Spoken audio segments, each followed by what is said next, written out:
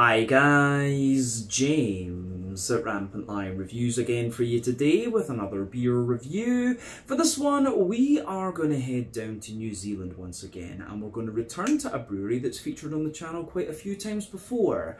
Now, these guys are a very interesting brewery because they're one of the first New Zealand craft breweries I encountered. Very well established, very well respected, and very diverse in what they do. Very solid all round in my opinion. And the last review that I did from these guys came only a couple of weeks ago, but that was my first review involving this brewery in quite a few years. For some reason they kind of just disappeared from European craft beer circles, but of course I found them here in Hong Kong, which I was very happy about. But the beer that we're going to have a look at today is a style that I haven't tried from this brewery before. It's a little bit of a more modern beer style, I guess we could say as well, and I haven't had all that many, if any, New Zealand brewed examples of this style too. So yeah, I'm quite curious to see what this one is going to have in store for us. So hopefully it's another good beer. Hopefully it makes for an interesting review, and as always, I hope that you guys watching enjoy my take on this one as well. So yeah, for this review then, we are going to head down to New Zealand, like I said. We're going to stay on the North Island for this one, but we're going to go to Wellington, the New Zealand capital, and we're going to have a look then at another beer from the wonderful Garage Project. So this particular beer is called Cottonmouth. It comes in at 8% ABV, and they're describing this one as a dank blueberry and cotton candy milkshake sour. So yeah, I think this is the very first sweet sour that I've had from New Zealand, although I think technically we have to call this one a smoothie sour. That's at least what it was listed as on Untapped. But yeah, I've not had any smoothie sours from New Zealand breweries as far as my memory can tell.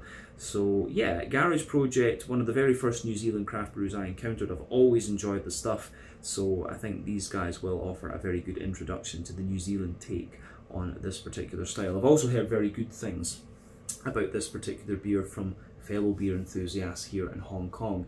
This is yet another beer that I picked up from the wonderful Craftissimo over in Sheung Wan on Hong Kong Island. So if you come here to Hong Kong, make sure you go and check them out. Akio, one of the owners, lovely guy, and he's very often there. So make sure you have a chat with him if you do go. I'll put their Facebook link in the video description below, but he was very complimentary about this beer, so I take his recommendations pretty seriously, and this was one of those.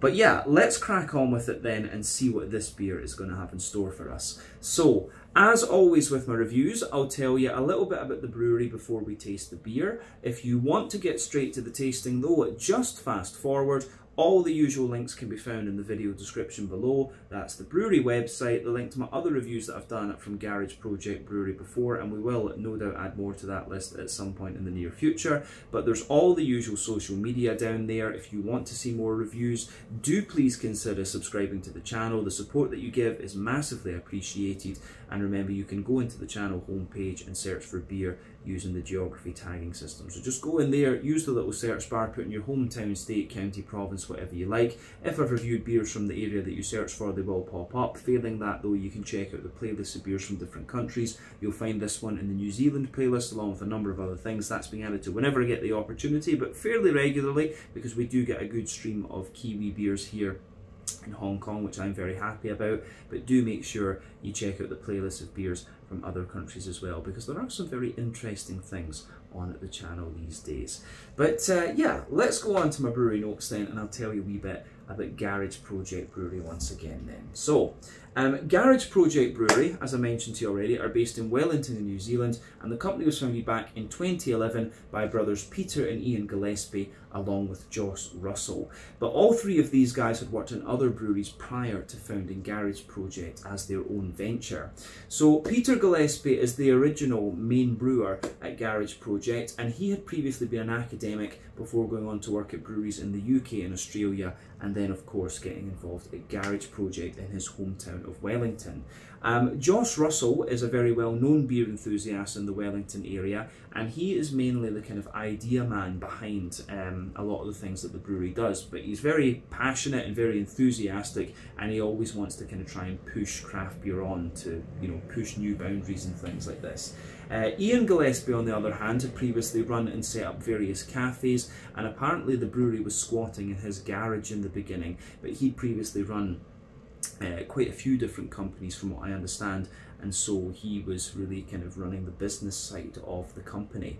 But the brewery originally started out with a very small 50-litre kit, but these days they're based in an old petrol station on Arrow Street in Wellington, which they moved into back in 2011. And in the early days they had a project called 2424, which was where they produced 24 new beers over the course of 24 weeks. And it was this project that went a long way to establishing the brewery and creating their reputation. And many of those beers are still in production today, such as the Pernicious Weed, which I reviewed for you in the last video. But the brewery grew very, very fast in their first few years, and they've got an on-site tap room at the old petrol station on Arrow Street that I mentioned, and then they've got a cellar door at the brewery as well. They've got a mixed fermentation and barrel store location in central Wellington too, which is called Wild Workshop, and they opened a second Wild Workshop location in the Te Aro area of Auckland in 2020 as well. Since 2017 they've been producing natural wines under the brand GP Crushed, which are made in the Wellington location, and that year as well they also entered a partnership with Brewing Studio in Hawke's Bay, which is basically like a contract brewing facility, and this is used by many Kiwi breweries. And basically what they were doing there was producing their bigger by volume beers so that they could remain experimental at their sort of home location. But this of course helped them build up their exports, and you know, it's really helped them kind of just, you know, keep on experimenting with different things, as I mentioned. So yeah, Garage Project have been very successful in that sense of creating still very quirky beers, despite having been around for what, 13 years now. But over the years, these guys have garnered almost countless awards. They're very, very well decorated, and as of September 2024, when I'm filming this review for you, they've produced about 800 different kinds of beer, according to Untapped. But yeah, like I say, very, very well respected brewery. One of the first Kiwi breweries that I encountered through my BeerTube sort of adventures, if you like. So yeah, one that I would always recommend people check out if they're particularly interested in Kiwi craft beer. But yeah, that is everything I can really tell you about Garage Project Brewery for the moment. If you want to learn more about these guys, you can check out the brewery website. You can follow them on Facebook and Instagram to keep up to date with all the latest goings on. And you can check out the Rate Beer, Untapped and Beer Advocate pages to learn a little bit more about all the different beers that these guys have done.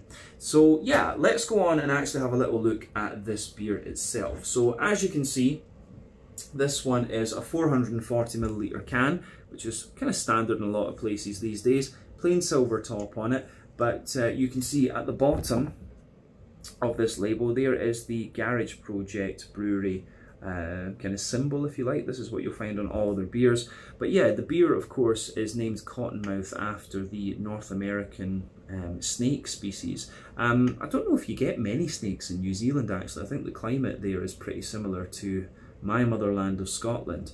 But yeah, artwork on this one is very, very nice, as we say, and then tells you a little bit about the beer on the back here. So yeah, Cottonmouth. Slake that thirst, Cottonmouth brewed with mountains of blue cotton candy, blueberry puree, Meyer lemon peel, a double dose of full cream lactose sugar, and a subtle twist of lemon terpene. It's an outrageously colourful, luscious, hazy blend of creamy, sweet and fruit smoothie sour with delicate dank citrus top notes, like sipping on a fluffy cotton candy clouds of dank blueberry and lemon haze. That's their description of it. But yeah, like I say, this one was recommended to me by Akil from Craftissimo in Sheung Wan here in Hong Kong, and he loves this style of beer. I know he loves these smoothie sours. So basically, yeah, this one is a smoothie sour with lemon peel, blueberry puree, blue cotton candy, and a bunch of lactose sugar in it, and lemon terpenes. So it should be really interesting. This is definitely more modern than the other things that I've had from Garage Project over the years. So I think we should just get this out and have a little look at it. So let's do it. An 8% smoothie or sweet pastry sour. I don't know exactly how to term this one in all honesty, but let's have a wee look at this and see what it's all about. Oh, is that a mosquito? I think I saw a mosquito in my room. I hate them, I really do. Right, let me just sugar the last little bit up and see, do we get any... No, we don't really get any haze out of this one. Right, so there's still a wee bit left in the bottom of the can, which we'll use to make a little bit of head later on before we drink it. But yeah, you can see that the beer, the head faded away very, very quickly with this one. So yeah, it poured with maybe like a quarter finger of a frothy sort of, you know, pink tinted cream head. But yeah, that has faded away to be pretty much nothing. One or two big bubbles sticking towards the side of the glass, a few little ones going up toward the bottom of the head, the surface of the liquid there. But all in all, it goes together. It looks pretty nice, this one, I have to say, and pretty much in line with what I would expect of a blueberry lemon sour, in all honesty. So remember, the colour of your beer depends on a few different things. One, the type of malts that you use. This goes a long way to determining your EBC rating. Two, length of your wort boil is going to play a role, because the longer you boil the wort, the more the sugar is caramelised, and thus you get a darker colour of beer. But any barrel aging that you do or adjuncts you put into the beer will affect its colour as well. And when it comes to the kind of modern smoothie sour beer type things, you know, you do have to care about what adjuncts in there. So this beer I would describe as being like a sort of Heart of Midlothian football jersey colour. For those of you who are not Scottish, that's basically a kind of burgundy. So yeah, or, you know, Gibson SG Heritage Cherry, I think, is another way to describe this one. Those are my points of reference. But yeah, one or two big bubbles sticking toward the side of the glass there, a few little bubbles kind of creeping their way up toward the surface. But yeah, that surface is pretty much smooth as anything. If I put my hand behind the glass, you can see it does have a little bit of opacity to it. I'm guessing the haze in this one is probably due to the presence of a little bit of wheat or oat or something like that. But yeah, all in all, appearance-wise, nothing really surprising about this one when it's a blueberry sour. You know, this is kind of what you would expect. You'd expect this sort of burgundy type colour. So yeah, I think we can leave it at that for the appearance section, and we'll go on and have a little look at the aroma and see what this beer is all about. I'm really curious about this. So as I say, I've heard very good things. Oh, yeah. Now, one thing I'll always say about these kind of modern sour beers, very often they have quite straightforward or to the point aroma profiles and flavour profiles, but if they're brewed well, they can be really, really nice beers to drink. So that's something we should say about these. Yeah, so in terms of this one, it's actually, you know, the lemon comes out and the blueberry comes out. When you take a little whiff of this beer, that is, that's exactly what you're going to get. You're going to get the nice big juicy kind of blueberries, but you're also going to get that sharper lemony note underneath. And then underneath that, it's almost got like a little bit of a kind of like, it smells a little bit like almost sponge cake or marzipan almost. Yeah, quite an interesting aroma this. This is very, very quirky, actually. So what we'll do, as we always do, is we'll take a little bit of time and just break it down a wee bit and see what we get. But I will say, this is one of the quirkiest aromas I think I've come across on the channel in quite a wee while. So yeah, this is something to think about for sure. Yeah, backbone of the beer. There is a little bit of a kind of, what's that cake with the lemons in it? It's really it's gone straight out my head. Lemon drizzle cake or something like that. Yeah, this beer, it really has a little bit of this. If you think about the edge of like a sponge cake, the backbone of the beer is very much like that. You know, that little bit that kind of gets stuck to the baking tray, if you like. So this beer is really like a kind of cake edge. On top of that, you've got a mix of kind of white bready notes. There's a little bit of brown bread in there as well, like a little bit of more grainy brown bread. But then yeah, you've got a kind of white bready, almost like vanilla lemon sponge note coming out of this one as well. And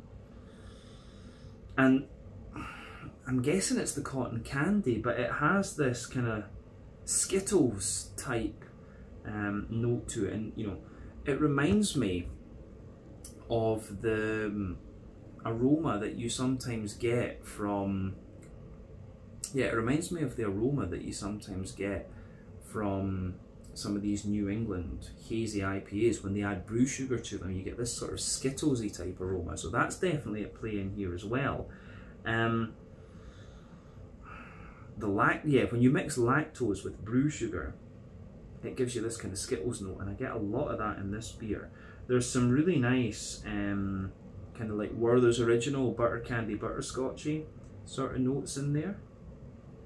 So yeah, butter candy butterscotch, Werther's Original.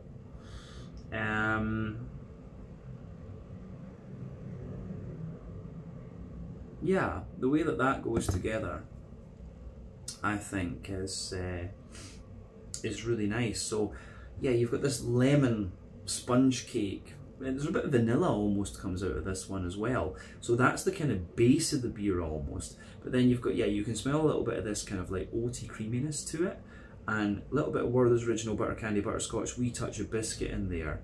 So yeah, the way that all of it goes together, I think, is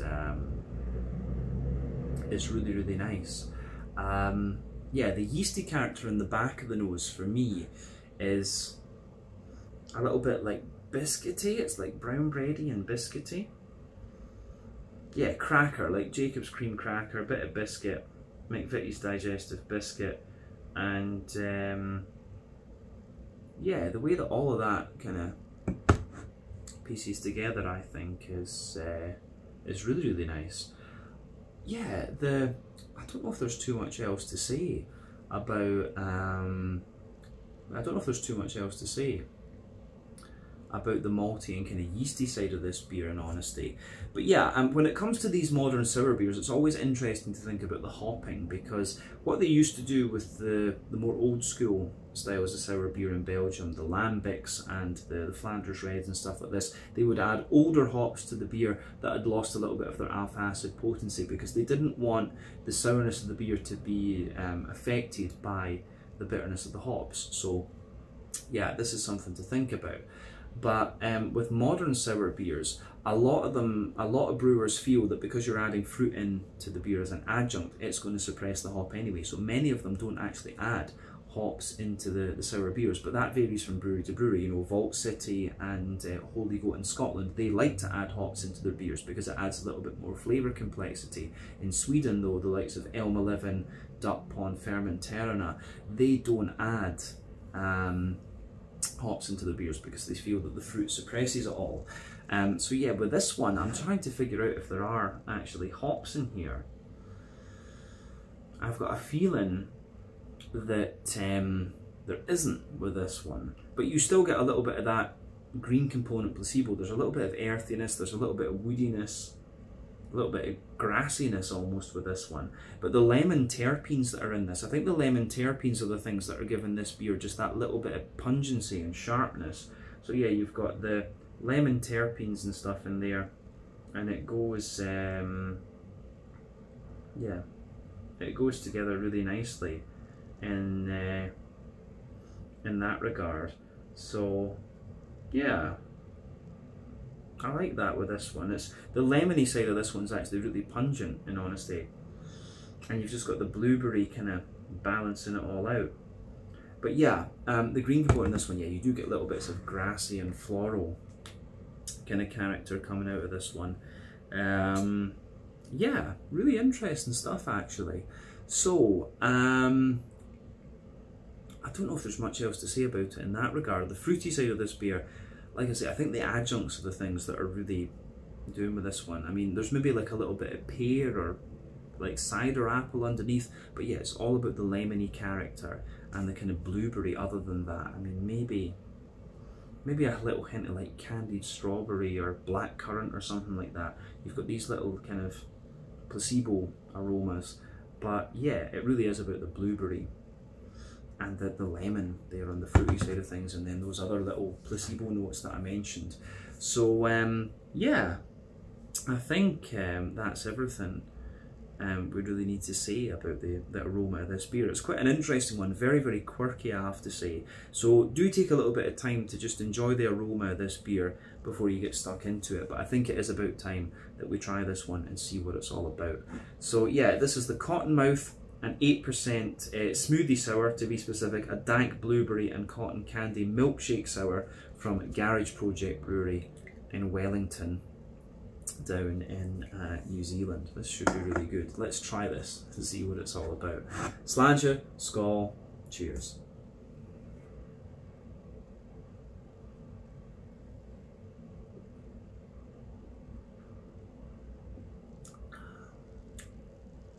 Ooh, that's nice. It's, you know, this one, they do term this on Untappd as being a smoothie sour, but obviously it doesn't have the big kind of oaty creaminess that the likes of the One Drop sours from Australia have, or the you know, Fermentera, Elm 11, things like that. It's just very light in its kind of mouthfeel and drinkability and stuff, but that's what makes it quite interesting. This is just a really quirky beer, and you know, after 4,000 odd beer reviews, you can't really ask for much more than that these days.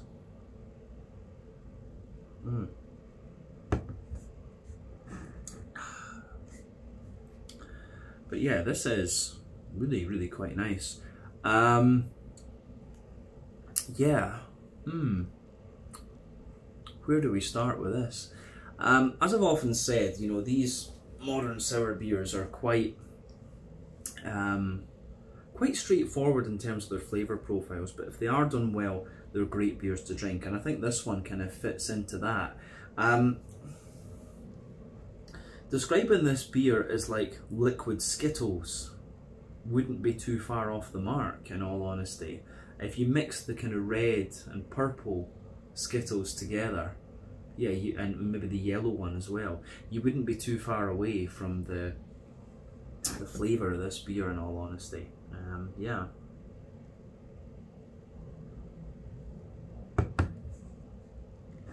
It's good, but it is, I will say that kind of straight away with this one, it kind of reminds me of a beer that the legendary Riku from Finland gave me, a candy sour. I think actually calling this beer a candy sour might be more accurate, in honesty, but you know, you don't come across candy sours all that much. I think it was an attempt at something new that didn't really kind of cotton on, because you know, people just didn't really like it that much. But yeah, this beer actually reminds me of that candy sour that I had from Salama in Helsinki, and it was it had the Ghostbuster ghost thing on it. That was really interesting.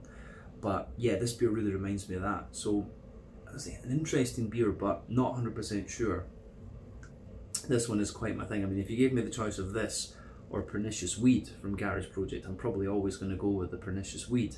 But yeah, it is interesting, this one. If you're into the really sweet pastry sours and stuff, you will enjoy this, and you can tell it's a very good quality beer, but this is more the sort of can that I would want to share with somebody rather than drinking it all myself. So this one's probably going to be sipped over a good few hours, we can say that. But let's do as we always do, and we'll break it down and describe the flavour for you a wee bit more in depth. We'll go to the middle third of the palate as we always do. So the backbone of this beer, it's kind of like that cake edgy sort of thing that I was talking about earlier. Like if you think about like a lemon vanilla sponge, it's kind of like that. The edge of this beer, or the backbone of this beer is very much like that edge of the cake that kind of gets stuck to the baking tray a little bit. As you move further forward on that middle third of your palate, you get a wee bit of woodiness in there, which is nice.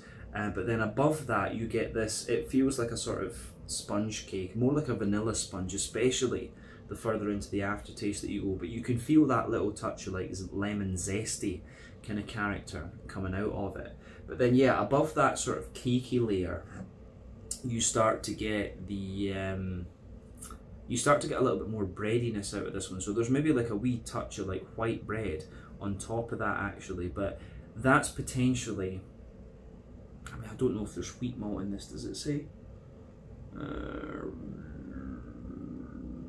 No, it just says malt. It's just water malt. But I would guess there's maybe a little touch of wheat in this one. Because above that kind of cakey layer, you can feel there's this slightly more dense white bready character, but you've also got lactose in this beer as well, and probably the lactose in the wheat, or lactose and some of the barley combined, is giving you this kind of bready layer above the sort of more sponge cakey type layer, if that makes sense.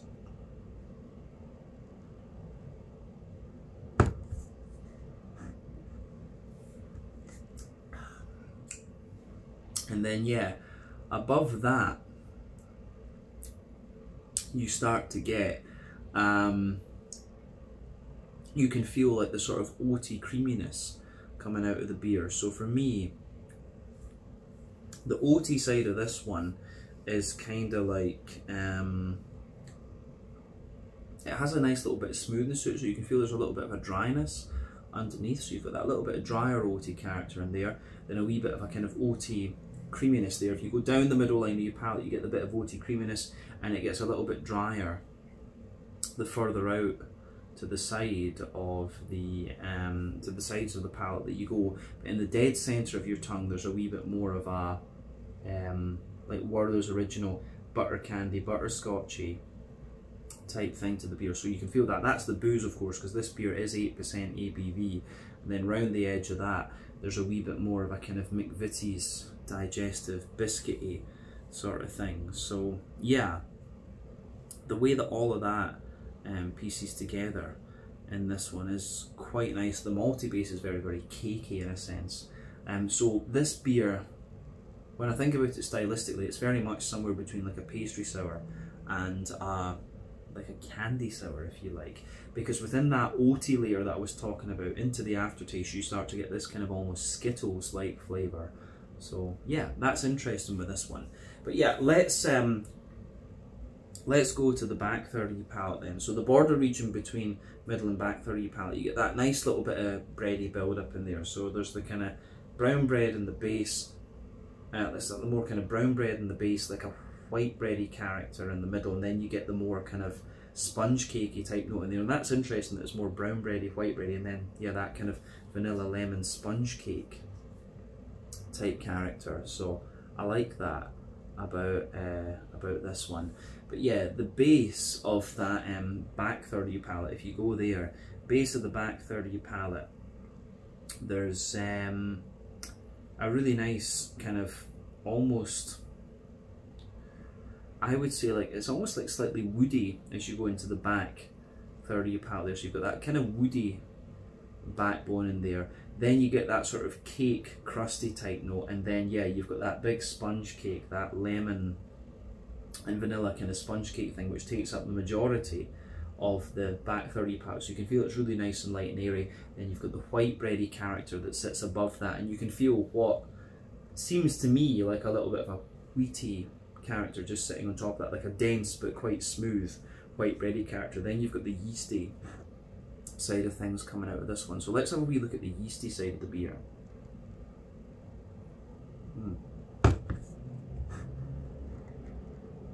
So the yeasty side for me, it's a little bit like kind of lemon, like a lemon curd in the middle, then it's surrounded by more of a lemon sponge cakey character, then like a kind of cake edge. I think that describes the yeasty side of this beer that sits on the top of the back third of the palate fairly nicely. But definitely, yeah, back third of your palate, you can feel the flavour is taller. Then as you move further forward into the middle third of your tongue, it just kind of condenses down and squashes together really, really nicely. So yeah, I like that about this beer for sure. Yeah, on the hoppy side of things, now that I've actually drank this beer, I think it's safe to say there's no hops in this beer, but you still get some of the kind of placebo effect, if you like. So in the back corners of the palate, there's that little touch of earthiness in there, but as you move further forward along the sides of the palate, it's actually quite woody almost. Like I do get this kind of big woody character out of this one, but as you reach the front corners of the palate, there's maybe a slight hint of floral aromaticity, and around the front curve of the tongue it's a wee bit more kind of grassy. These flavours that I've just mentioned are of course kind of placebo almost, because they're kind of things that you'd expect, so very woody almost on the side of your palate there. But let's go to the front third of your tongue and talk about the kind of fruity side of the beer, if you like. So that border region between front third and middle third of your palate, you get that little bit of kind of bready-ish build up in there again. So there's a wee touch of brown bread underneath, a bit of white bread, and then yeah, you've got that sort of vanilla lemon curd kind of sponge cake thing sitting above that. But the base of your front third of your palette is a little bit of kind of bread crust, then a wee bit of cracker almost. So feels like, yeah, a little bit of the bread crusty kind of character. Then yeah, you've got that sponge cakey note again. Then the sort of lactosey, wheaty, white bready sort of thing. Then above that, you're starting to get the fruity side of the beer. But I will say, almost in that kind of lactosey, wheaty layer, you do get a wee bit of that almost Skittles type flavour out of this one. And that, I think that's going to be from the, was it lemon curd that they added into this one? It was lemon terpenes. Yeah, I think that's going to be the terpenes that's giving you that.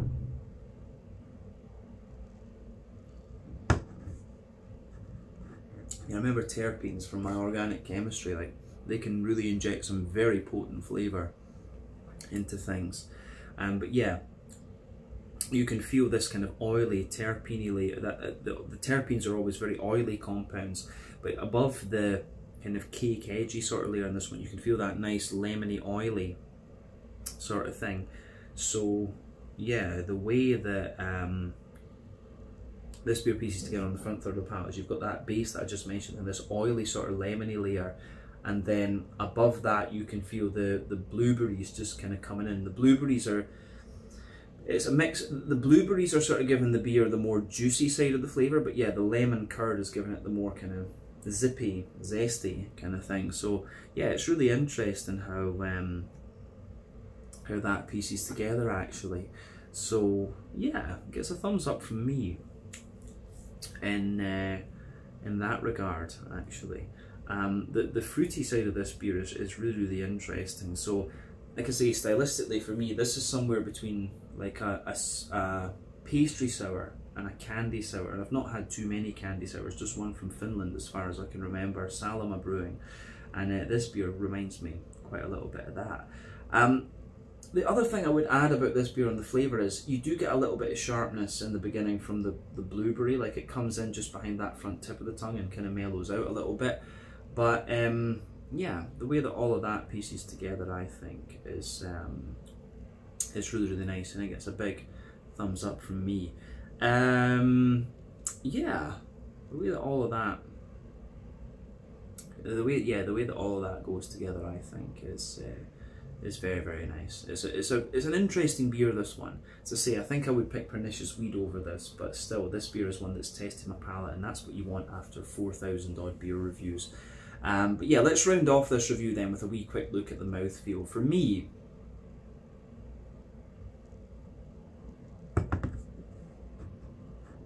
this beer, yeah, it's kind of top end of mid-bodied. Carbonation is very smooth. It's got quite a big sort of oily, slick kind of mouthfeel to it. I think that's definitely fair to say. In terms of the IBU count, I think it's pretty much 0, but probably it'll be 5 technically speaking. So yeah, maybe 5 IBUs in total. But the malt base, you've got a little bit of smoothness underneath, well, a little bit of dryness underneath, kind of smoothness in the middle with a wee bit of sweetness embedded in, and a little bit of a kind of nice smooth sweetness on top of that. So yeah, the way that all of that goes together is really nice. Yeah, but yeah, 5 IBUs or something like that, and a lovely kind of fruity sweetness coming out of this beer. And it's not too sour either, this one. Like I say, there's this Skittles flavour really lingering in this one, so very much a cross between a pastry sour and a candy sour, this one, somewhere in the middle. But yeah, really interesting beer, and it's not going to blow the head off you in terms of sourness either. So thumbs up to Garage Project for trying something a wee bit different with this actually. So yeah, I think we can leave it at that for this one. This has been the Cottonmouth and 8% pastry candy sweet sour, I guess you can say, from Garage Project Brewing in Wellington down in New Zealand.